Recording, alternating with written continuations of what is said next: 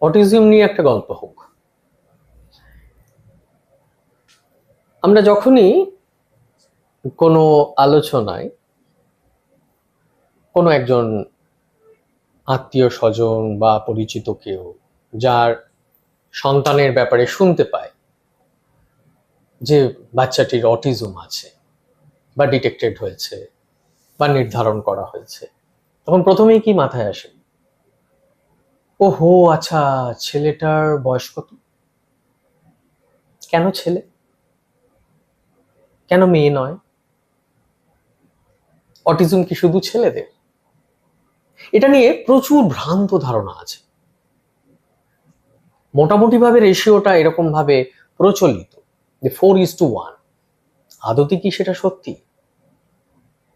আচ্ছা বেশ, প্রশ্নটাকে একটু অন্যভাবে করা যাক।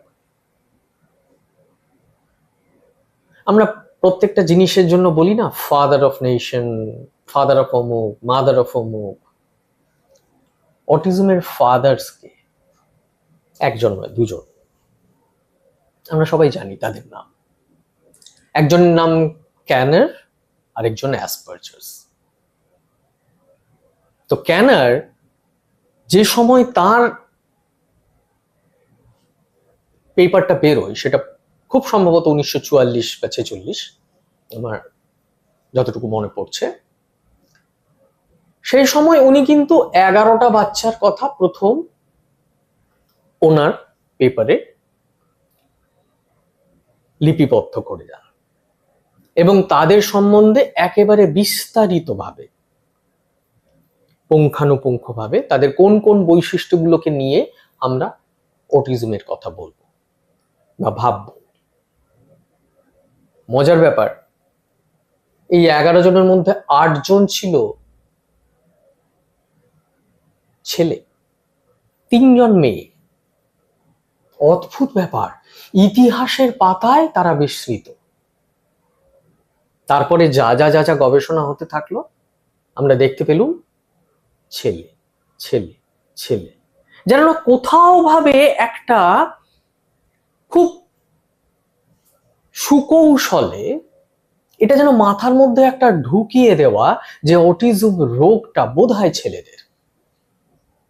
এরপরে এলো অ্যাসপারজার্স। তিনি 4টি বাচ্চার কথা বললেন, 4টি ছেলে। আদতে কি তাই? তাহলে কি অটিজম, এই যে ডায়াগনোসিসটা হলো, তার কোনো মানেই আছে?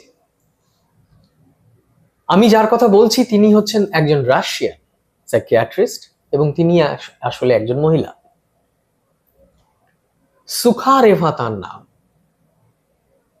ক্যানার প্রথম যখন অটিজমের কথা বললেন সারা বিশ্বকে, তার থেকে প্রায় 20 বছর আগে সুখারেভা 1926-27 এরকম সময় অটিজমের কথা বলে যান।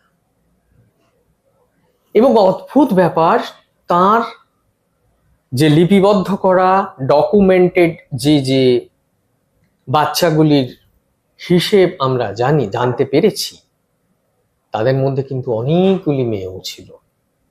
অর্থাৎ অটিজম নিয়ে আমাদের এই সারা পৃথিবীর মধ্যে বেশ কিছু কিছু ক্ষেত্রে আমাদের ভ্রান্ত ধারণাটার সূত্রপাতটাই হয়েছিল আমরা ক্যানার এবং অ্যাসপারজার্সের কথা একেবারে সম্যকভাবে বিশ্বাস করে ফেলে, এবং খুব সম্ভবত ভাষাগত কারণে সুখারেভার যে অত্যন্ত সুচিন্তিত যে পেপার, যেটাতে কিন্তু একই সাথে ছেলে এবং মেয়ে যাদের অটিজমের কথা উনি বলে গেছিলেন, সেগুলোকে গুরুত্ব না দিয়ে আমাদের পুরো অটিজমের রিসার্চ এবং সেই অনুযায়ী আমাদের যে চিকিৎসা দৃষ্টিকোণ, সেটা কিন্তু অনেকটা বদলে গিয়ে চলে এসেছিল শুধুমাত্র ছেলে কেন্দ্রিক। এটা আজকে যখন আমরা ফিরে তাকাতে চাই, তখন কিন্তু বুঝতে পারি যেটা একটা মারাত্মক রকমের ভুল প্রবণতা। বহু কন্যা সন্তানের মধ্যেও অটিজম থাকতে পারে। আমরা আদতে জানি যে অটিজম একটা নিউরো ডাইভার্জেন্ট সমস্যা, অর্থাৎ যেভাবে সাধারণ মস্তিষ্ক ক্রিয়াশীল, অটিজমে মস্তিষ্ক ঠিক সেভাবে কাজ করে না। এবং এই জায়গাটাতে অনেক কন্যা সন্তান বা তারা বড় হয়ে গিয়েও কিন্তু অটিজমের অনেক কিছু লক্ষণ নিয়ে আমাদের কাছে আসেন, যেটাকে কিন্তু আমরা উপেক্ষা করি। সুখারেবা কিন্তু ধরে নিতে পারি আমরা তার সময়ের চেয়ে অনেক অনেক বেশি অ্যাডভান্স ছিলেন।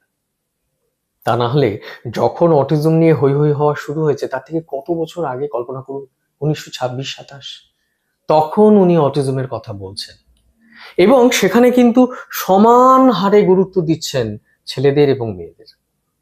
তাহলে আমরা আজকের দিনে যখন আমরা বুঝতে পারছি যে অটিজম আমাদের এইখানে আমাদের ক্লিনিকে প্রচুর সংখ্যক ছেলে বা মেয়ে প্রভেদ না করেই আমরা দেখার চেষ্টা করছি, এমন তো নয় যে বহু কন্যা সন্তান যারা এখন বড় হয়ে গিয়েছে তাদের মধ্যে অটিজমের কোনো লক্ষণ আছে।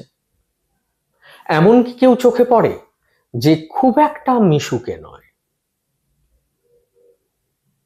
যে নিজেকে খুব একটা ওপেন আপ করতে পারে না সবার সাথে, খুব কম কথা বলে, আমরা ভাবি লাজুক। এমন কি কেউ আছে যার মধ্যে খুঁতখুঁতে ভাব আছে বেশ কিছু, বা এমন কিছু রিচুয়ালিস্টিক বিহেভিয়ার যে সেটা নিষ্ঠার সাথে করে যায়, সেখানে যেন কোনো ভুলচুক না ঘটে এবং সে ভীষণ রিগারাস ওই রিচুয়ালিস্টিক স্কেডিউলটাকে ফলো করার জন্য। কোনোভাবে আমরা তাদের মধ্যে অটিস্টিক স্পেকট্রাম মিস করে যাচ্ছি না তো? ভেবে দেখার কিন্তু সময় এসছে।